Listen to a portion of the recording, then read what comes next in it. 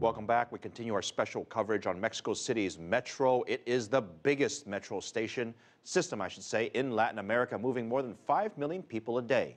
But the controversial ticket price increase has angered many, many riders. John Holman reports.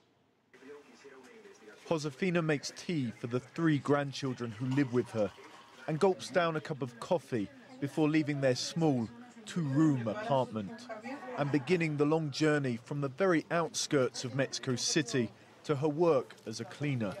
She takes the metro, squeezing in with thousands of others, travelling from the poorer parts of the metropolis to jobs in the centre.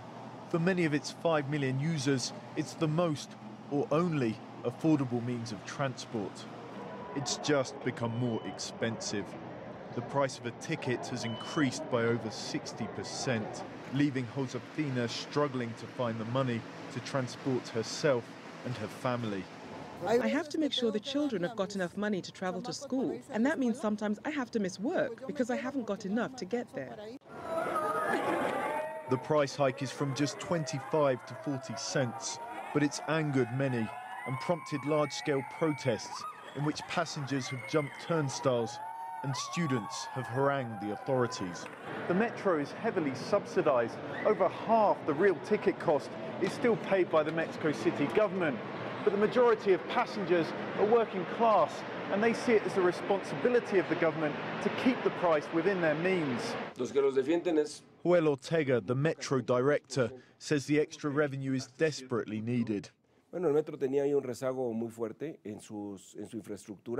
The metro is falling into disrepair.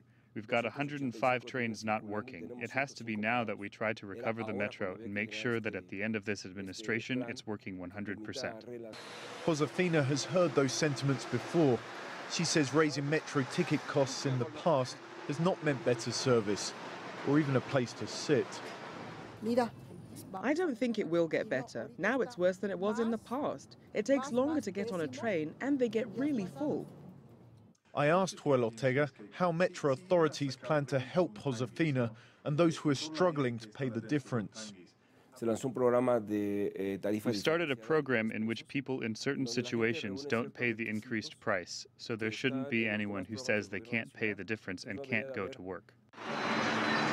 But the discount program doesn't cover Josefina, nor does it cover the lowest earning Mexicans, or the 60% of the population in the informal sector, working without a regular salary.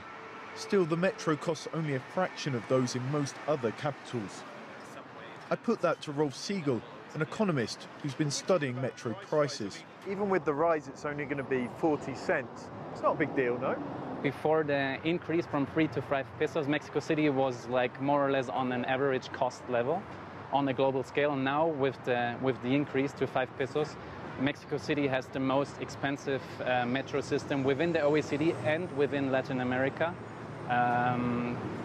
compared to the minimum wage. Josefina finishes her journey and begins her working day. Tomorrow she will scrape together funds for the trip again. She and her fellow passengers will be looking to see if more money does mean a better metro. John Holman, CCTV, Mexico City.